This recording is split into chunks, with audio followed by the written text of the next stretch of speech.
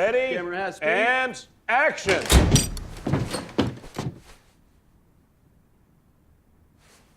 What line? What line? I did not hit her. It's not true. It's bullshit. I did not hit her. I did not. Oh, hi, Mark. You are tearing me apart, Lisa! Oh, hi, Mark. Hello, wonderful human beings, and welcome back to Movie Madness Mondays. Today, I will be reviewing The Disaster Artist. By the way, this video will contain spoilers, so if you are looking to see The Disaster Artist and haven't seen it yet, I recommend watching this review after you've seen it. So, The Room is a movie that was made a few years ago by this guy called Tommy Wiseau. He directed it, wrote it, and starred in it. If you haven't seen it, the best way to describe it is the best, worst movie in the entire world. It is so bad that it's good. It is absolutely hilarious, and it's just the best. So The Disaster Artist is basically a movie about Tommy Wiseau making this terrible, terrible movie. So my overall thoughts is that it was really, really good. And this is the first Movie Madness Mondays review that I'm actually going to recommend a movie. It was really good. Go see it.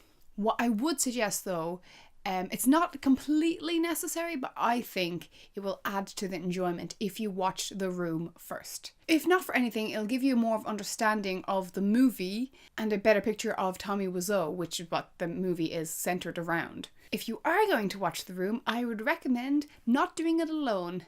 Not that it's particularly upsetting or scary or anything. You just need a few friends around you so you can laugh about it. I'd recommend you have some friends over, you get in a takeaway or have loads of snacks, maybe have a few drinks and just enjoy. So going into The Disaster Artist, I thought it was going to be a comedy. Because if you watch the trailer, it's kind of all like funny bits.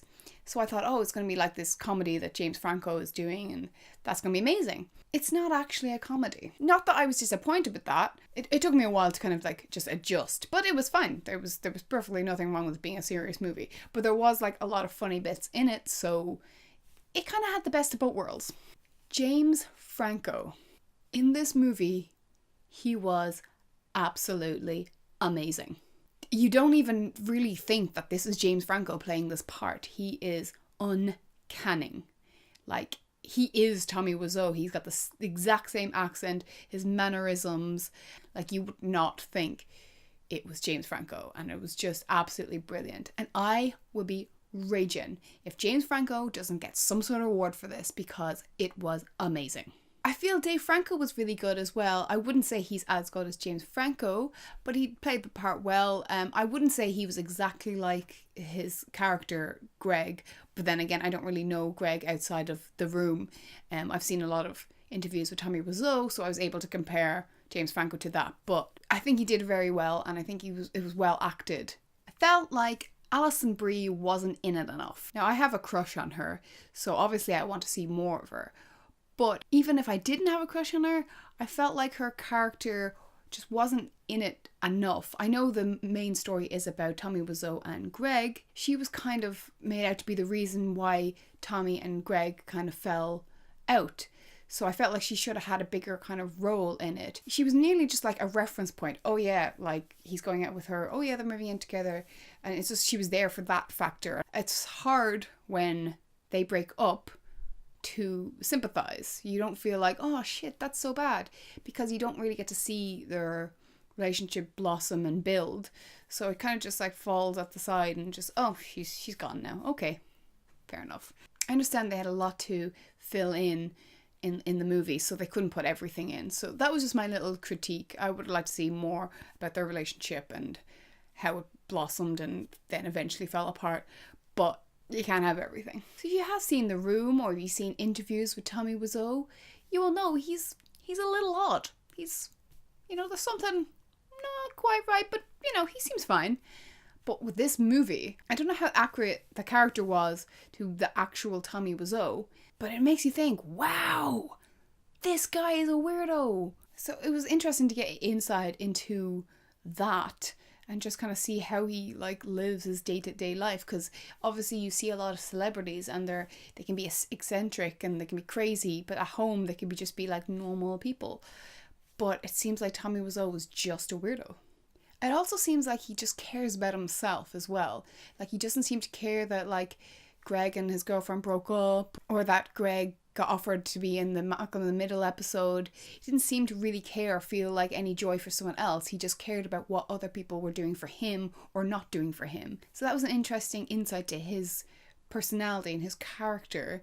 He just seems very selfish and vain and just wants everyone to do things for him.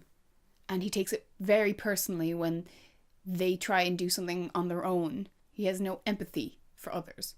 It was just interesting. It's not a critique on the movie. If that's the way Thomas Wiseau actually kind of lives his life and reacts to things, it's just very interesting to know that about him. And I felt this kind of made it a bit awkward to watch at points, just because he was so strange and reacting the way other people wouldn't react, and it's kind of awkward. That's not necessarily a bad thing. It's trying to portray it as awkward and weird because that's the way he was. So I think it was very well done, because you were laughing at some of the things, but you're kind of like, oh, that's a bit weird. That's a bit weird. I have to say, the girl who played Lisa was really, really good. It was hard to tell because I've only seen that actress in The Room, so it was hard to compare with this new actress how well alike they were. But at the end of the movie, they do show clips of the original Room scenes and then the remake in The Disaster Artist, and they did it side by side. And it was then when I realized the girl who played Lisa character was exactly like the original actress. They were like, the way they talked, the way they moved, their mannerisms, it was so similar, and it was really, really good. And it was really interesting to watch because they did a few scenes like with Tommy Wiseau and James Franco, so like they did side by side, and it was really interesting to see. I kind of just wish that they did it with the whole movie, like you watch The Room on this side and then the new James Franco Room on the other side, and watch how similar it is. They did it really well, I think. Even like the background looks the same, and yeah, they did a very good job. So I don't really have anything bad to say about the movie. I really did enjoy it. I thought it was really well done. The characters and the acting was just brilliant, and it got a good insight into Tommy Wiseau's mind and what went into the making of The Room. So I definitely would recommend you go see it, and if you have time, to watch The Room as well, because it is good fun to watch. So let me know in the comment section if you enjoyed this movie or what you thought about it, or if you're interested in seeing it at all. Just let me know. Please give this video a wee thumbs up if you enjoyed it, and please subscribe to my channel. I make videos every week. Bye guys! Anyway, how is your sex life?